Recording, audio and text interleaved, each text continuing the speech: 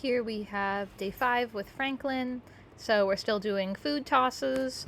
I'm still doing small amounts of touching where I'm just expecting him to handle it. He is backing up, which is, again, a much better behavior than snapping, but people are going to reach for him. So you can see he's nervous. Just because he's lifting his head doesn't mean that he's enjoying it.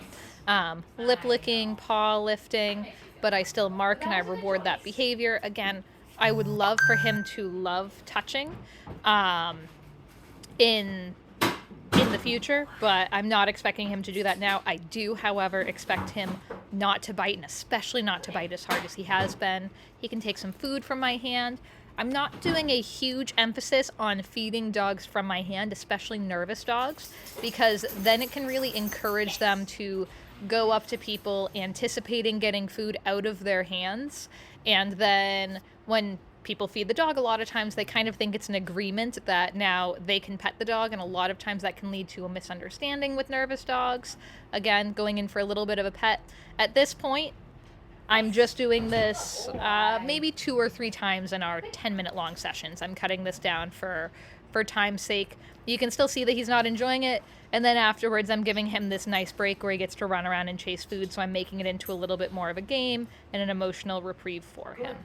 But yeah, I don't do a ton of hand feeding because it can actually increase snapping in certain types of dogs, and I don't want that. Overall, it's decent progress. We are seeing that he's uncomfortable, but he has not snapped at me in 2 days, I believe, when these videos were taken. I do really like that treat tossing, and you can see how his body is nice and excited. He's getting a little bit looser and more playful. He's searching around. He has a nice open mouth pant, so now he's getting much more comfortable with me, except for when I put that pressure on him. Here we start muzzle training. I'm not going to be taking him out in public for a while longer just because I need to make sure that he's going to be safe, but one of the things that I will need in order to safely take him out in public is muzzle conditioning. So right now I just have the muzzle on the ground. I put a treat inside of it and I let him stick his nose in it. His previous owner did try to start him out on muzzle conditioning, but that's one of the instances where Franklin would bite him. He wouldn't bite his owner in as many circumstances, but he said he was pretty confident that he would get bitten anytime he tried to put the muzzle on.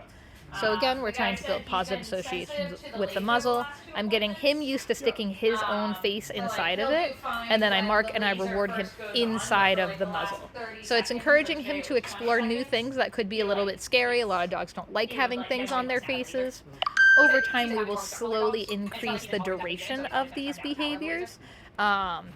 Slowly start to move the straps back around his face. Right now, the straps are folded back. I did just speed this up because it's a little while.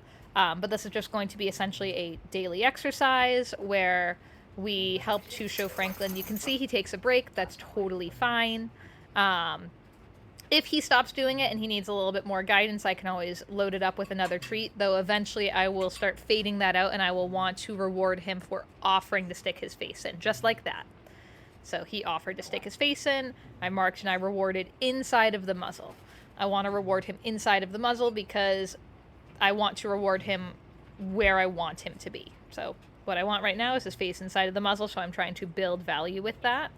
Adding a little bit more pressure by me holding the muzzle, seeing if he'll still offer that behavior.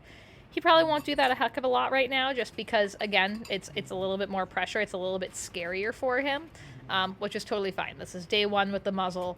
It's going to take us maybe a week or 2 to get him to the point where he's very proficient at it and we'll be able to put it on him safely. But always better to start before we actually need it so that when we actually use it, it's not a big deal. And then this is one of the first times that we are feeding Franklin out of a food bowl since he's been here. All the rest of the times have been food coming from us. We're tossing food, we're throwing food, hand feeding him, whatever it is. We've been rewarding him for activities. So you can see I just ask him to sit, and every time he gets out of that sit to rush forward, the bowl goes up. That's the consequence here. I want him to be able to wait patiently for his food. Again, all good things come through me. Back before he was with us, he was free-fed, so food was out for him all of the time. He's doing a good job. He's catching on. But I want to wait for him to... I want him to wait until... So I'm just backing him up. I'm using a little bit of spatial pressure. Backing him up a little bit again. Good. I want him to wait until I release him, not until the bowl hits the ground. So he should be able to wait even when the bowl hits the ground until I tell him it's okay. Because in the future, I might want him to wait for a minute, 2 minutes. I don't want him to just be like, oh, there's something on the ground. It is something for me to have. Here I am, again, it's sped up, and I am not facing him. I'm not putting too much pressure on him, but I am just staying in the room. I don't want to overwhelm him or stress him out at all. But again, good things are coming through me. I also want to be able to pick up the bowl at the end. He does have food resource guarding. Please note that I'm not I'm not petting him. I'm not sticking my hands in it all the time while he's eating. I don't want eating to be a negative experience. Good job, bud.